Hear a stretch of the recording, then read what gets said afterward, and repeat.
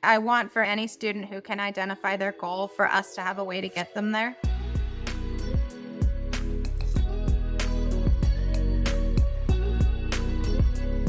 All right, welcome back to the OpenEd podcast. Isaac Morehouse here. And today I've got Andrea Fife, who is the head of learning at OpenEd. And I don't know, I mean, it's only been a couple months that I have been working with Andrea, but I have spent most of 20 years in and around education. And I'm not exaggerating when I say I don't know if I have ever met someone with so much genuine intensity and passion for helping families get the best possible education they can. If there is 1 ounce of additional educational value that can be gotten out of something, Andrea is going to find it and get it to those families and as many people as she possibly can. So, Andrea, I wanted to start by asking, where does that come from? Where does this intense passion come from? You care so much about helping people maximize their education.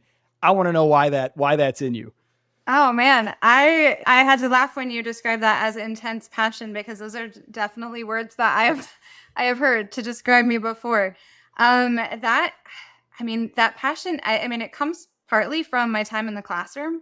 I was a 5th grade teacher for 10 years. And during that time, just my approach kind of changed from that meet the general needs to, try to find every student that needed something a little bit extra and maximize their experience.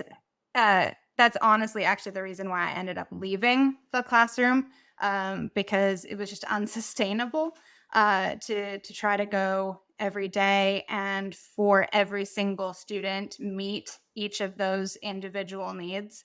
The environment wasn't conducive to the level of personalization that I was trying to provide for every student. And I was so burned out. I actually considered leaving education entirely, and going back into the business world, and was super fortunate to find this program that really is built on that idea of being able to maximize everything for every learner. So always been there. Definitely noticed it in my time in person in the classroom.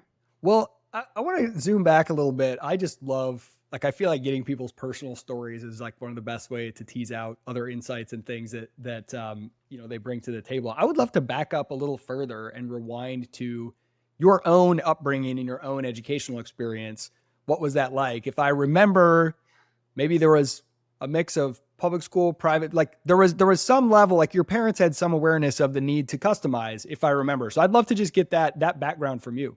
Yeah, absolutely. So I, prior to my experiences here at OpenEd, if you would have asked me what my experiences were, whether they were traditional, non-traditional, I probably would have answered that they were fairly traditional. I spent most of my educational time in what you would picture as a traditional classroom, desks facing the front with a teacher at the front. So I would have thought my experience was fairly traditional, until I really looked back at it and thought about the choices my parents were making at every single step along the way, at every phase of that education, that I realized while they chose a fairly traditional setting for me, it was a great choice for my personalized education, was a traditional setting.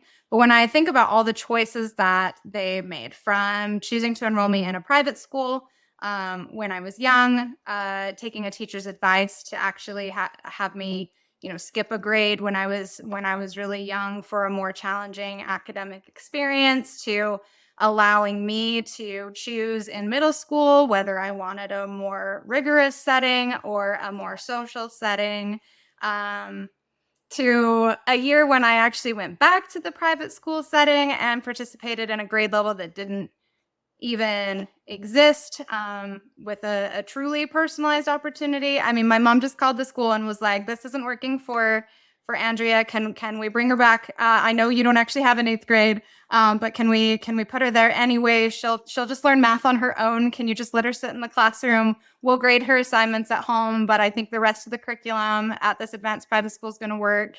So that right there, that is amazing. That gives me such a window into where you got some of this. Just that your mom was like, "Look, I don't care that it doesn't exist. I know what my daughter needs. Let's make it work. Can we just make this work?" And taking the initiative to recognize, like, you can do that. You can ask for things that don't already exist. You can customize.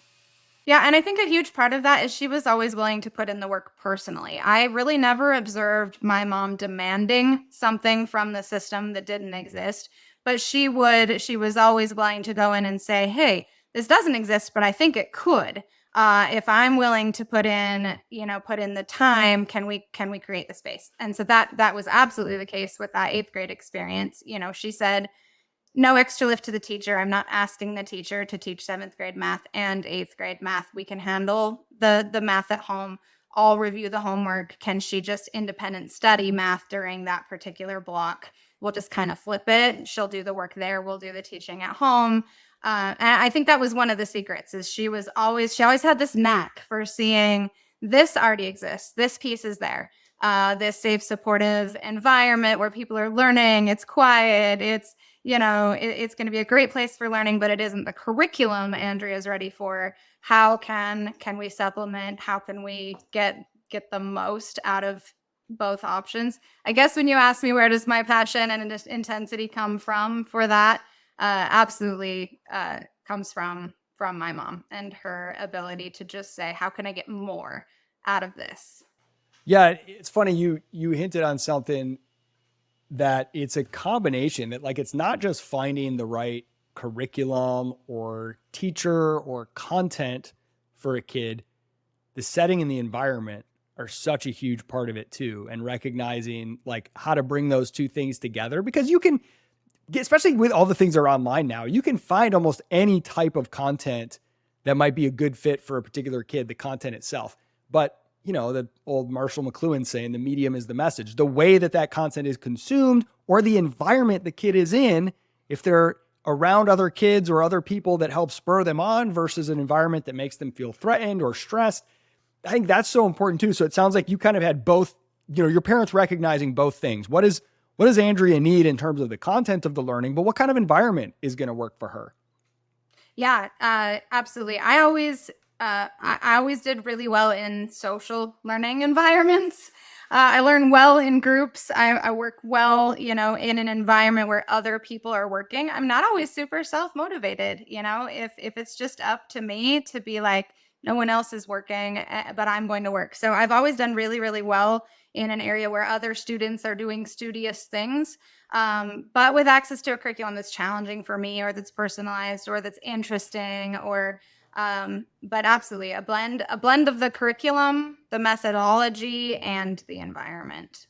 I know that your whole family is very into musical theater.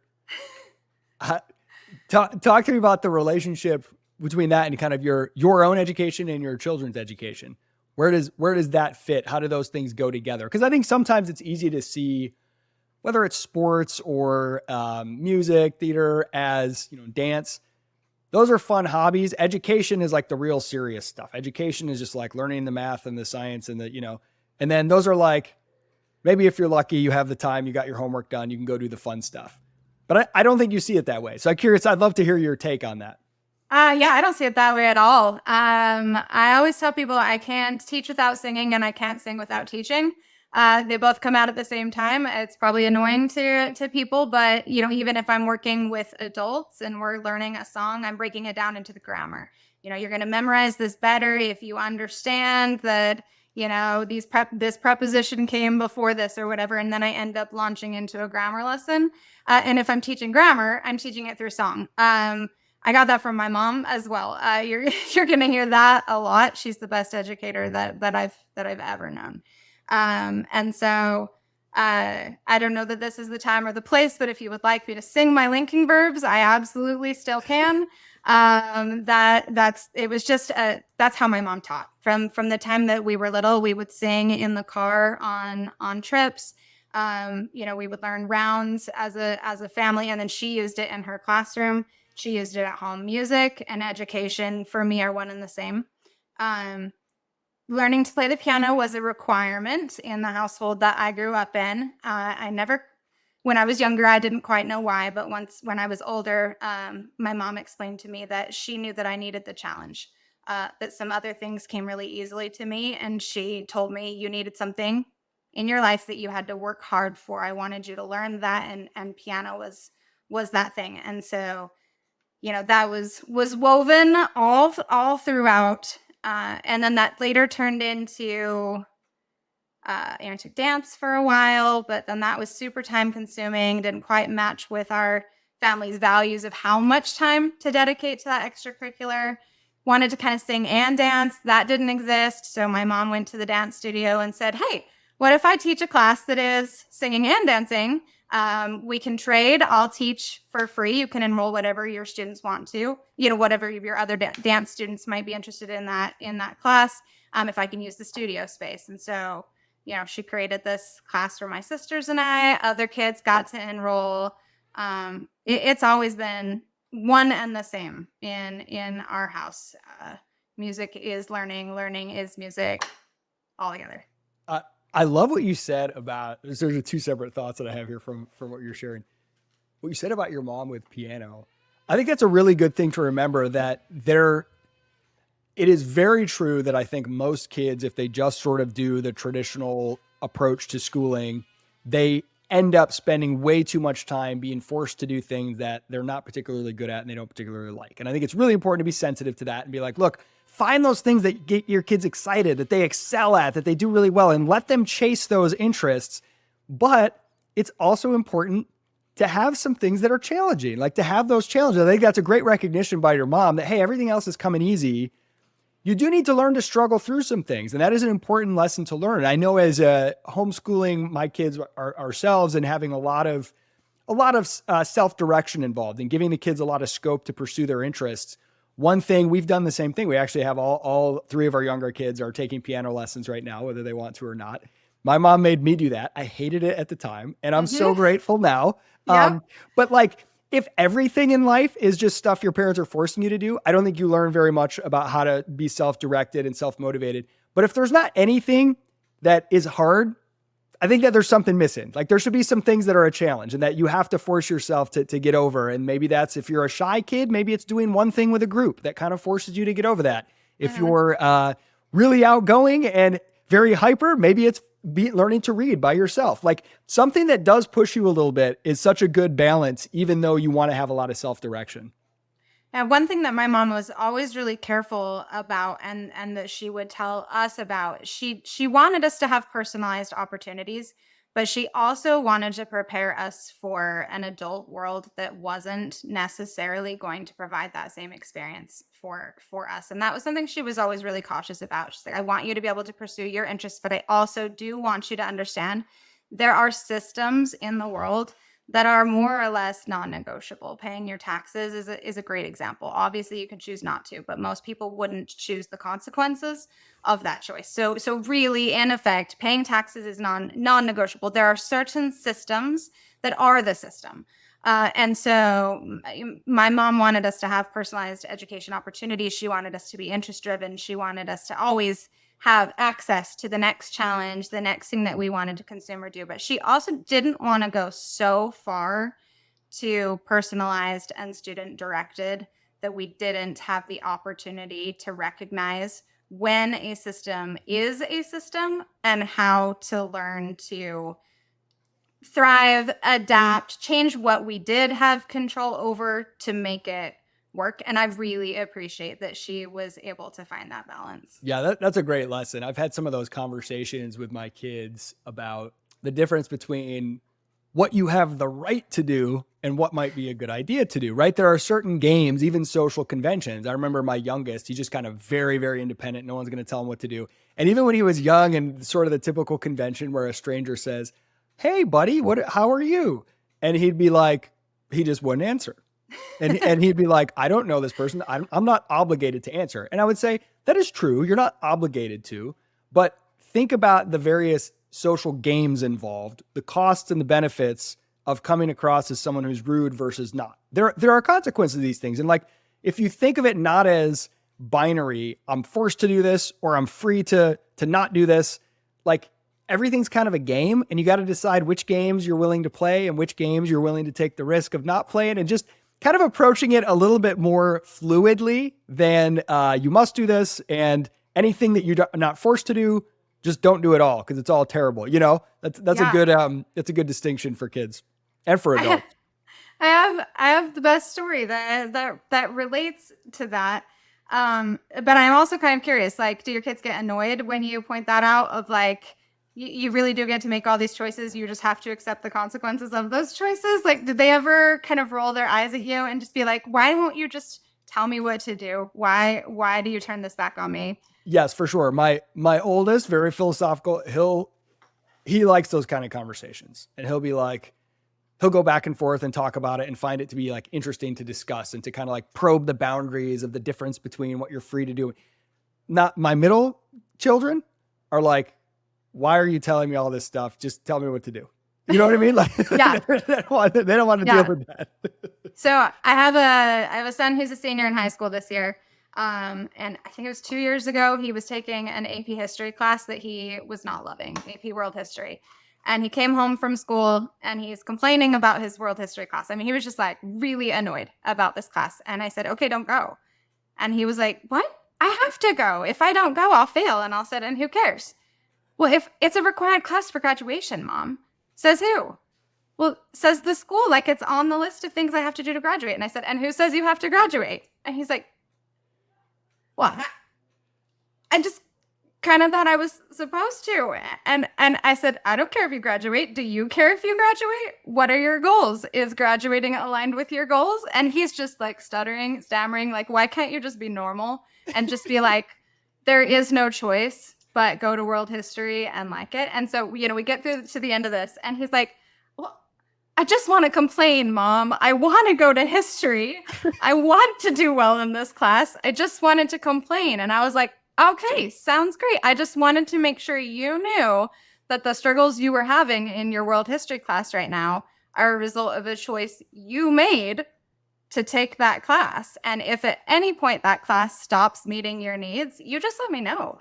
I don't really care what the school's going to say when I walk in and say Alex doesn't want to take history. Like, who cares? If it's required for graduation, that's fine. How do we talk about him still accessing the awesome courses you teach and not worrying about the checklist? I'm fine with that if he's fine with that. You've got so many great courses. If this one doesn't meet his needs, let's move him into another one. And he was honestly very annoyed with me for that whole conversation. But like, just tell me to go to class, Mom. There are such great moments though, for especially as your kids get into their teens, that even if the end result is they end up doing the same thing, they know why. They understand their own motivations, because sometimes it's easy to kind of like, if it's easy to trick ourselves, and the reason we're doing things is because we have to. And then that makes it, when we don't enjoy it, we get to kind of blame other people, and we're just sort of a passenger, and these things are just happening to us. And I've had something similar with, my kids as they've gotten older, as is very common with kids who are homeschooled. They get into their teens and they just really want to be around other kids their age a lot more. And so, my son at one point was like, look, I want to go to school this year, to the public school. I don't care at all about any of the classes or any of the stuff or about the grades. I just want to go so I can hang out with kids my age and like run on the track team and do all that kind of stuff. So, and I said, okay, well, what do you think will happen if you like do no homework and do no classes and do whatever else? He's like, I don't know. I'll probably constantly be bothered by teachers, administrators. They'll be bothering you. And and I'm like, well, does that sound like a good experience? He's like, no. And I'm like, okay, well, you need to figure out what's the minimum level you're willing to tolerate, right? Like, what's the minimum, because he's like, I know that I'm not doing it for the learning, but I don't want to also be like suffering constantly because I'm doing nothing. So like, can I just go and like do good enough that I basically get to be left alone to do the parts that I want to do? And him just recognizing that that's what he was doing made it so much easier. And he didn't turn around and try to blame and get angry at other people. Right. You know what I mean? Absolutely. So. And oh man, that's I love giving kids those choices and helping talk them through and listening to them talk through what's my priority. I love a good rubric. I love a good syllabus. Yes. If you're traditional education, I love a good syllabus, because you get the opportunity to just look over it and decide, what to what degree does this matter? Does this matter to me? I talked to my son through that process with a class he was taking that had a notebook check. I'll tell you right now, I'm not big on notebook checks. Note taking is not for everyone, and I don't think it should be mandated. I think if that helps you in your process, great, take notes. And if it doesn't, so he's not a note taker. He was very stressed by this notebook check. There was a very prescriptive list of exactly what you would be graded on, whether or not you put a number on the page. And he's just all irate. And I said, but your teacher gave you a rubric. Let's look at it. We looked, and here's what you have to do to earn 100 points, and here's what you have to do to earn 80 points, and here's what you have to do. And I said, which one do you want to earn? And he was like, I think 50 looks easy. I circled it, and I was like, that's your goal. Don't you dare earn more than 50 points on this notebook check this year. I want your energy to go into the other things that matter more. Absolutely do not exceed 50 points on this notebook check this year. And he was like, okay. That is amazing. Going back to something you said before, because I just had this sort of realization, and this is not some realization that no one's ever had before, but about music and dancing and theater. It's so funny that how much I think back to my own childhood. I grew up homeschooled. I remember my mom used to get cassette tapes sometimes that we would listen to while we were driving around in the car. And they would be about whatever, history or geography. And everybody knows this. The songs that I heard on those cassette tapes, I remember that stuff way more than anything I learned in books or from lectures. Yep. And pretty much all of human history, every society, the most important ideas, stories, histories, values have been conveyed through singing, dancing, theater, like production, storytelling as a form of entertainment. That's how like the lessons, how the knowledge gets passed on. And somehow this has sort of gotten separated, and it's kind of like entertainment and fun over here and then learning over here. And I think there's probably a lot of ways to be more intentional about bringing those back together. Yeah, it makes no sense to separate them. I mean, even the fact that, and I'm going to get on a bit of a soapbox here, but the fact that we've turned singing into like something you can be good at or bad at is a bit mystifying to me. It's like a human skill. People can sing, just like people can talk. You can do it. Everyone can do it. There are some people that for whatever reason, people, their voice appeals to them and they might want to listen to them more or whatever, but it's actually really not impressive. Pretty much everybody can sing. Nearly everyone can sing well. Being able to carry a tune is actually nothing to be proud of. Most people can do it. So I think the fact that we've made it somehow what is just very human thing, that we've made it into something that we compete at is always a bit mystifying to me anyway. But I mean, there's all sorts of... I've actually never thought of that, Andrea. That's a really great thought. There's all sorts of research. This is exactly what you just said, that if you can put it in song, people remember it. Like I said, I can still sing my linking verbs. I can still find several of the countries in Africa on the map in order because I learned that in song when I was younger. I mean, if you want to remember it, sing it or move to it. I mean, common memory strategy, learning strategy in instruction is attach movement to it. I will often, if I need to memorize something, I learned the sign language alphabet once, and if I need to memorize something, if I just sign the first letter of the word in order while I'm memorizing it, I remember it better. Just that physical motion of, doing that, any little physical motion that you're going to attach to something. It's a lot more fun if you do it artistically and call it dance.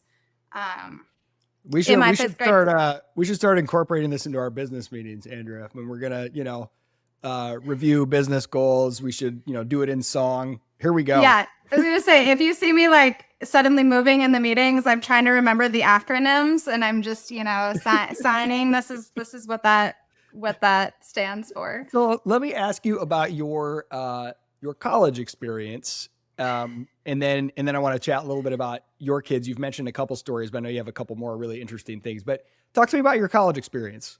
Okay. So this is where it gets fun, and I get transparent about some struggles in my academic career. So school was always very easy for me up until the point that I graduated from high school. Looking back, I attribute that to a lot of things. One was a very supportive environment. One was, like I said, my mom was behind the scenes personalizing every experience that I had, even if it wasn't in the home, and it rarely was.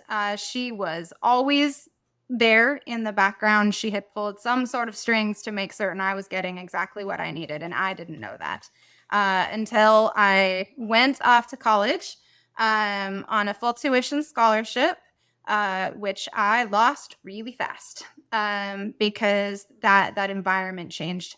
I chose a traditional university experience. It's what everybody does, right? That's the goal. You do high school and then you go off to college just like everybody else, and you pick from maybe 3 to 5 schools that you've heard of and that everybody at your school is talking about. That's where I'm going to go, and you just pick something because that's what you do after high school. So that's what I did after high school, and I went off to this very traditional environment with these large class sizes and your traditional, here's your syllabus and turn your things in when you're supposed to. And your teacher may not even know your name. And every assignment's just going to be what it is. The professor's probably been teaching this class the same way for 10, 15 years. They just print off the next version of the syllabus and everybody does exactly what worked last semester.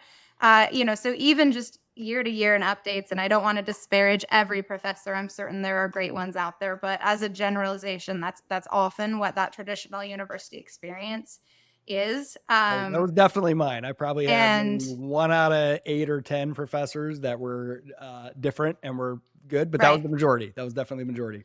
right, and it was awful for me. The other big issue was I had no idea you could test out of classes. If I had known that you could test out of college classes, I may have had a very different experience.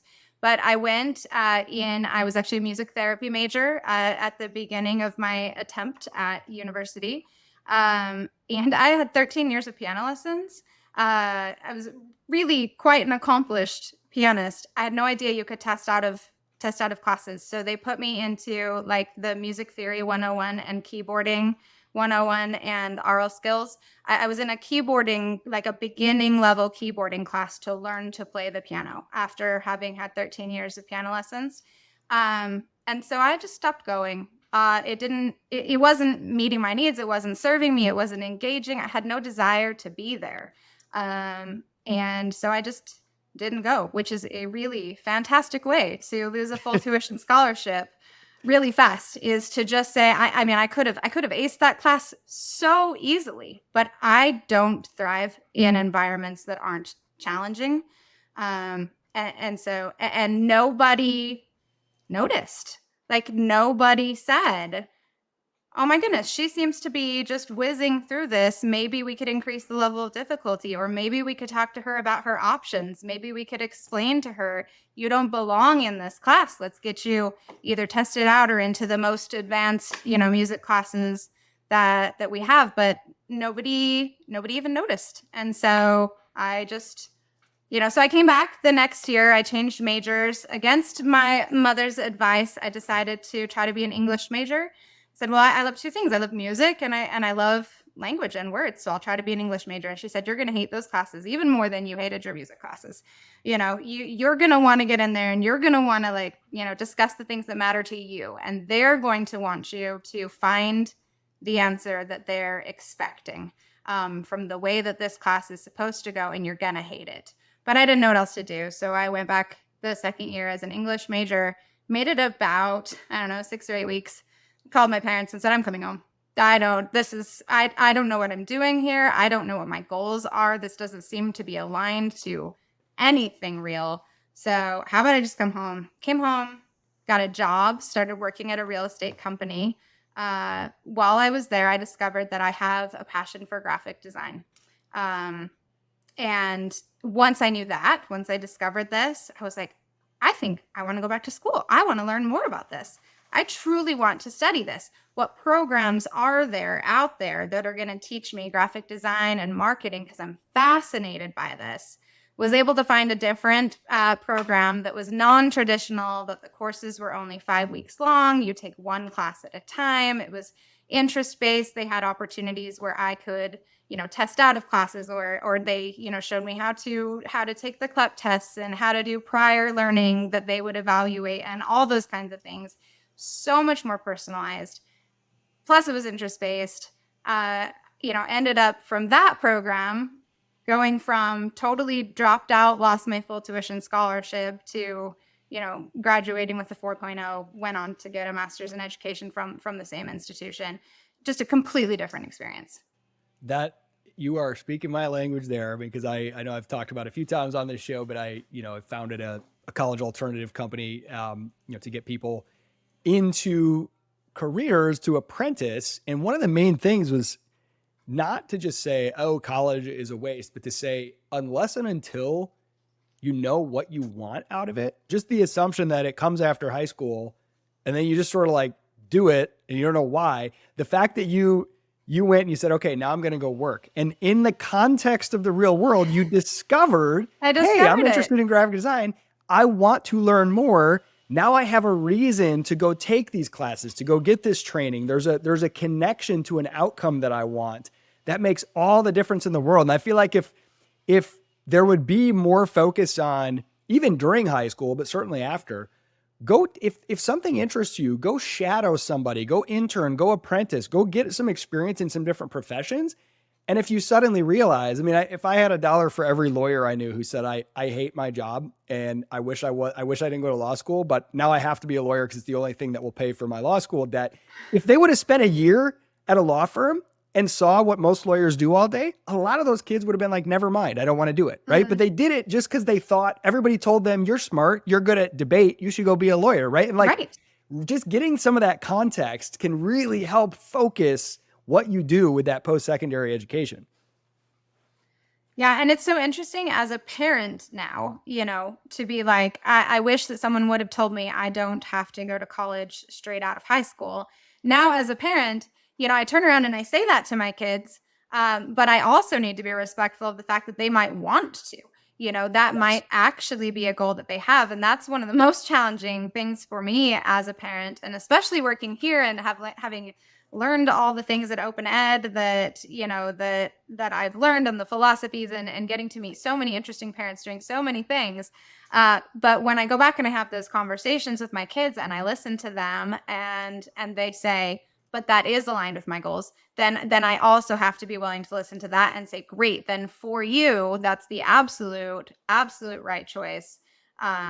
That is, Even if I'm like, I wish I wouldn't have done it, they still might want to, and it still might be the right choice for them. and this is one thing that I really love about what we're trying to convey through this podcast and our content, this idea of open education. It's not quite the same as like any one sort of alternative education approach, because what can happen, and I had this myself, right? I founded an alternative to college and I was openly out there talking about how college is so often a waste of money and you're not learning anything and all these things. And then I would have people be like, yeah, well, wait till your kids get old enough. What are you going to do? What are you going to do? And I would say, look, I will encourage them to identify their goals and do what they want to pursue them. And if they want to go to college and that's what they want to do to get there, that's okay. I'm not going to be like, no, guys, I've built my brand as being the anti-college guy, so you're not allowed to go to college, right? But there's a pride component. Same with being a homeschooler. When my son first said, I want to go to the public school this year, there's a pride part that's like, but what will my friends think of me? Because I've always been the alternative education guy. Right. And that Right. card you don't want to hold on too tightly, or like unschooling or Montessori or whatever your unique approach is. If that doesn't work for one kid or for 1 year or for one time, you have to have some humility in the reverse direction too. It takes a lot of courage to leave the system.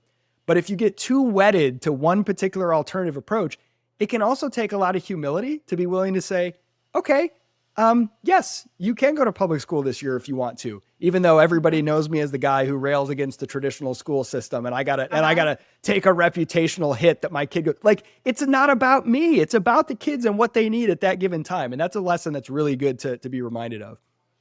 Yeah, and I love that the story that you shared, was that your son identified why he wanted to be there, and said, like, I get there's a trade-off, but I want to be there for social reasons, and I think that that's an area I want to grow in, and I think that's the environment that's going to let me grow in that area.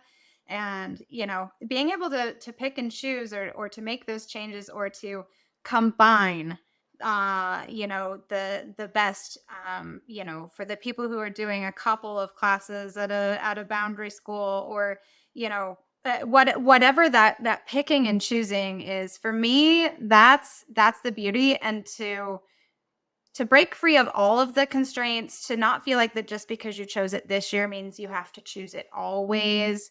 I talk to my youngest all the time. I am trying so hard to talk him into a year of road schooling, and he is not here for it. And it's driving me crazy. You got the RV ready? You guys are going to go do Yes, it? we bought the trailer this summer. I'm ready for it. Every year I tease him that, like, I threaten that I'm going to pull him out of school and we're going to road school, and that shouldn't be a threat. But he loves museums, and he just loves to immerse himself in everything. He's the coolest kid to travel with because he's truly so interested, and he can just sun up to sundown, just learn, go, go, go. And I'm like, oh, I just want to put him in an RV and road school so badly. But when I talk to him about it, he's like, but Mom, I love my classes. I love what I'm learning. I really enjoy my experience. And then I'm like, okay, then this isn't the year. But I'll probably ask you again next year, and we'll see if maybe next year's the year, and maybe it will never be the year, because ultimately it's going to be his choice. Maybe it's actually me that wants to road school. Maybe it's actually me that wants to go all those places and dive into the curriculum that I would need to dive into to teach him. Maybe it's actually me feeling a little bit antsy to get out on the road and learn. I get that too. And I've had to balance my love for adventure and change with my kids' need for consistency and stability sometimes. So totally understand that. You told me something the other day I thought was really interesting. Another great example with your own kids of, thinking of education as something that you can customize and turn into something flexible, even within the constraints of a typical, like of a public school in this case. One of your sons is really interested in, I think, engineering, and he kind of like created a elective class for himself. Can you share that story? I thought that was a really cool story. Yeah, so we are really fortunate that we're part of a really forward-thinking traditional public school district here. And so my kids have access to a college and career center that the whole concept I just love. So here in the community, local businesses actually support the college and career center. And in exchange, the College and Career Center bases some of their curriculum on the skills that the local businesses have said, this is what our workforce needs. And What a concept. I love that. That's great. They have this whole pipeline where then those businesses offer internships and work-based learning opportunities.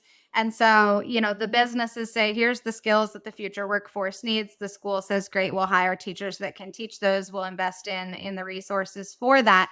And then when these kids are juniors and seniors, we would love for them to get actually out into the workforce, try these things out. So they have this really great work-based learning program. And my son, who's a senior this year, they actually reached out to him with a work-based learning opportunity last year. He ended up declining it because he didn't have room in his schedule, and he really wanted to focus on some other things. But he had this goal to be able to do work-based learning his senior year. But the area that we live in, it's not super. The performing arts are not big here, and we're a big performing arts family. So the opportunity he wanted doesn't exist, and I just don't like to take that as that means that the answer's no. So he did all the engineering classes offered at this local college and career center. He did the whole pathway.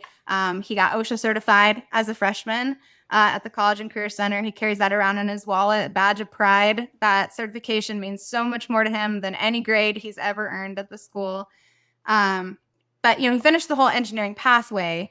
But there was really no work-based learning opportunity that really fit his needs. And flip side of this, he's super into the performing arts. So he's in the theater program. He, competes at the state level in the chorus and drama things. So we were at the school's final performance last year, and he always works really closely with their sound and engineering tech who comes from the outside to come help with this. And all of a sudden I said, wait a second, do you think that they would let us create a work-based learning class for you that was building the sets for the school plays? And Joseph could be your mentor.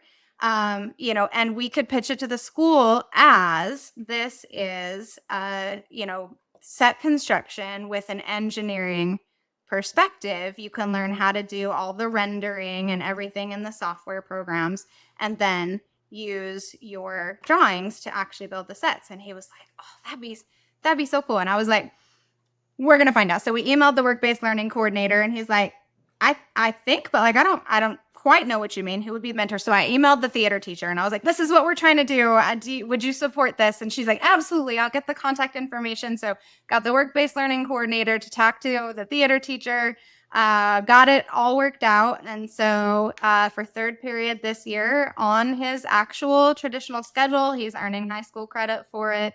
All, checks all the traditional boxes. He is building all the sets for his school's production, designing and building those, and using those engineering skills that he learned over at the College and Career Center to give back. So his drama program doesn't have to necessarily pay for set construction or whatever. He's got the skills. He's going to do that. I love everything about it. The full cycle, everything he's learning, the fact that he gets to give back, the fact that it meets these traditional boxes and actually even qualifies for high school credit. For me, it's just the best of all worlds. And to get to see him just thriving in something that he loves, and that when I send him off for the hours that I choose to partner with our local public school for his education, that I know that he's doing something that he truly sees actual value in. And that all gets unlocked from that moment when he said, I really want this, I'm interested in this, but it doesn't exist. And when you said, that's not good enough, we got to find a way, right? Those are those moments, like there has to be a way to make this happen. That's amazing. I know, my mom and some of the other homeschoolers around where I grew up, similarly would just go and figure out ways to make things happen. Go to the local business, go to the ski resort and say, can we have a homeschool ski day? What do we need to do to make it happen? Can we negotiate this thing? Mm-hmm. And I think that's what I find so fun about the OpenEd program, which we have our district partnership program in Utah and in Oregon, hopefully coming to more states soon. The things that you see as head of learning at OpenEd with these thousands of families you've interacted with, the amount of variety and creativity in what kind of customized learning they do for their kids is just amazing. So I would love for you to kind of bring us home here with what is kind of the main, I don't know, maybe what do you love most about what you see with the parents in OpenEd? And then what are your goals? Like, what do you see as success? When to you do you say this program is doing what I want it to do for people? I don't know if that's too broad of a question, but I'd love to hear your take on that. That's great.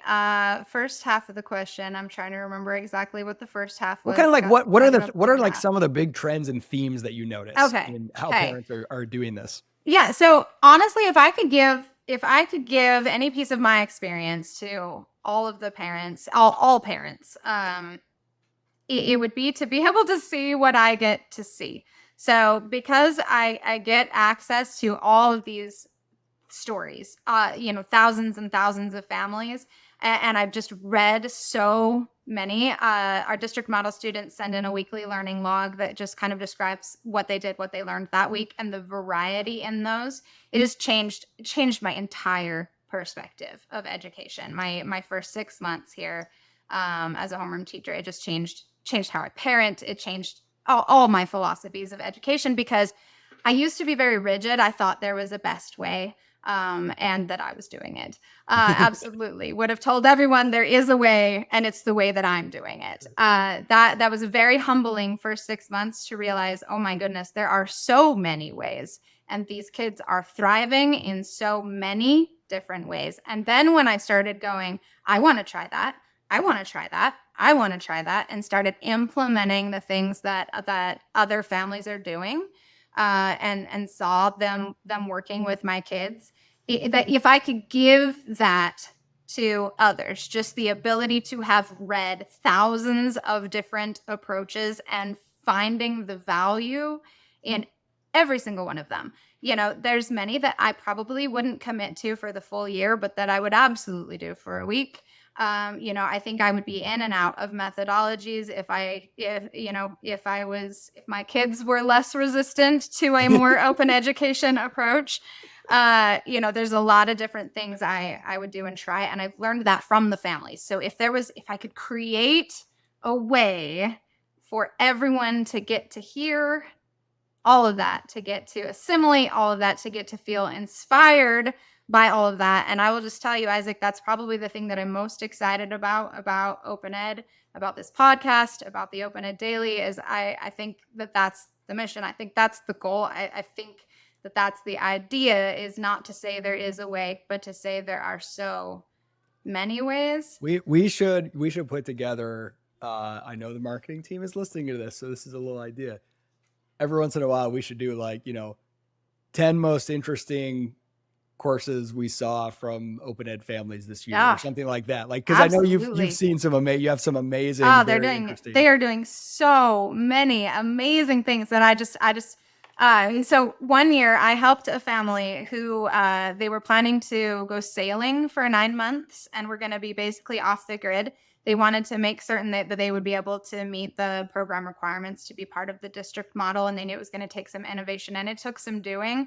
But I met with them. We mapped out exactly, like, they sent me the schedule, when they would be in port, when they would have internet, when they wouldn't. I was like, if you do this, if we put a note in your file, getting to help that family, know that they would have all the curriculum they needed to reach all their educational goals, and that they also got to check off this huge bucket list as a family and just sail for 9 months.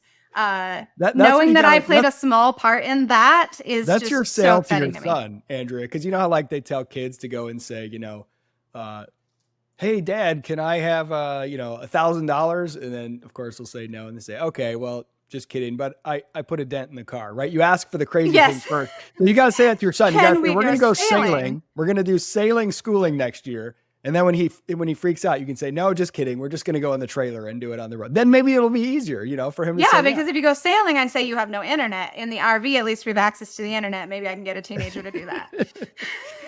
That is an amazing story. How do you, so bringing it to this final question, and maybe you don't have a super soundbitey answer, but what are your goals? Like, when you look at the program and your goals of running the learning team over here, what do you see as success? What do you want to see for these families? I want to see there not be a no. I want for any family, any student who can identify their goal, for us to have a way to get them there. That's always my goal. I think it has several different components. One is also being able to help kids be able to express their goals.